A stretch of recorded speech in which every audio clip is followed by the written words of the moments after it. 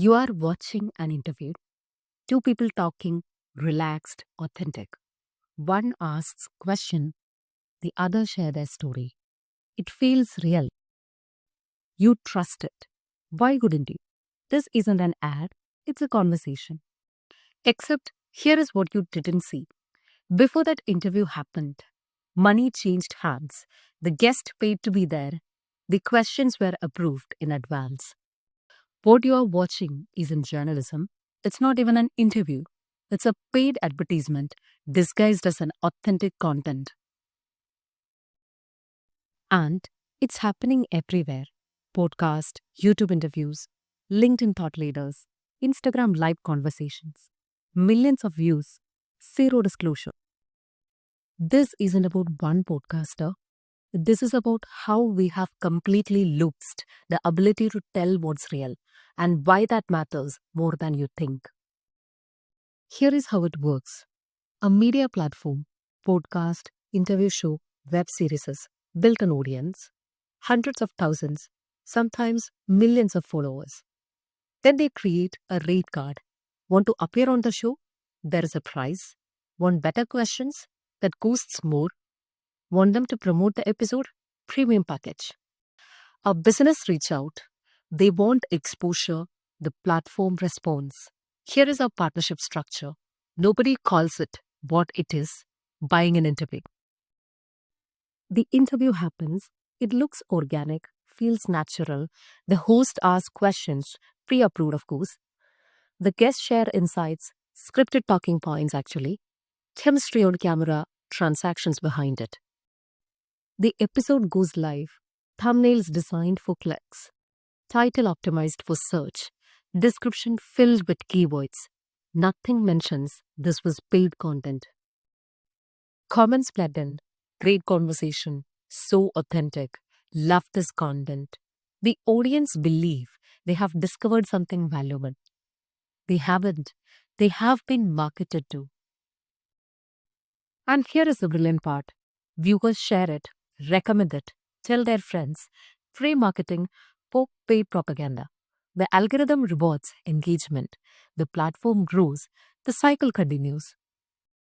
This isn't an isolated case. It's an entire business model across platforms, across industries. Tech founders buy thought leadership. Authors buy book promotion. Companies buy credibility, all disguised as interviews.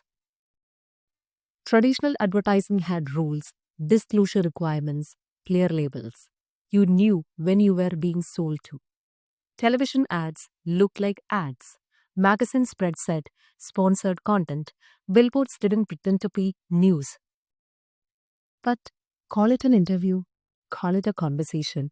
Suddenly, those rules don't apply, or they are ignored, and most viewers have no idea.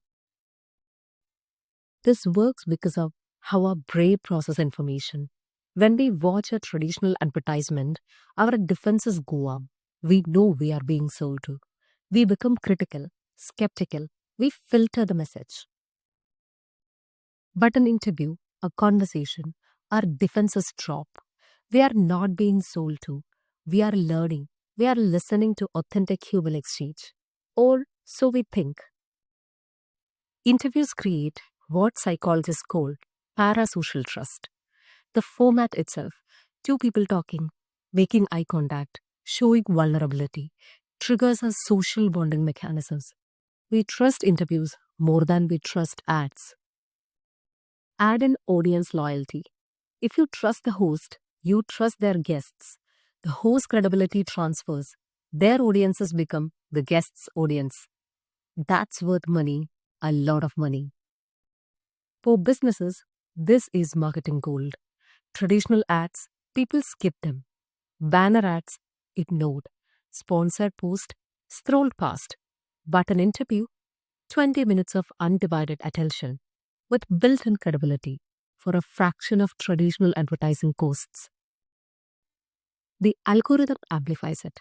High engagement signals quality content. The platform pushes it to more viewers. Those viewers engage. The cycle feeds itself. Paid content masquerading as organic conversations get organic reach. Everyone wins. The platform makes money from guest paying for access. The guest gets exposure without looking like they are advertising. The audience think they are getting valuable content. The only loser, truth. Because now you can't tell what's real. Is that founder being interviewed because they have genuine insights or because they paid $5,000? Is that author on the show because their book matters or because they bought access? You don't know, and that's the point. This destroys something fundamental. For decades, we had guardrails, journalistic standards, editorial independence, the separation between advertising and editorial. That all existed for a reason. When that wall crumples, we lose the ability to distinguish information from persuasion, education from marketing, insights from sales pitch. It's not just about business promotion. Medical advice could be paid pharma promotion. Financial guidance could be paid production placement. Political commentary could be paid advocacy. And you would never know. Your decisions, what you buy, who you trust, what you believe, are being shaped by transactions you can't see. That's not marketing, that's manipulation. At scale, this breaks public discourse. Democracy requires informed citizens. Informed require knowing who is trying to inform you versus who is trying to sell to you. When that distinction disappears, so does our ability to make genuinely informed choices. Here is how to spot it. Questions unusually soft. No challenging follow-ups. Guests get uninterrupted promotional time. Host keeps mentioning the guest's product. No disclosure anywhere. You are probably watching paid content disguised as journalism. The solution isn't to stop watching interviews. It's to stop assuming they are authentic. Question what you are watching. Ask who benefits. Look for disclosure. If it's not disclosed, assume it's paid. Your skepticism isn't cynicism, it's survival. In a world where everything can be bought, including trust, your critical thinking is the only thing that can't be.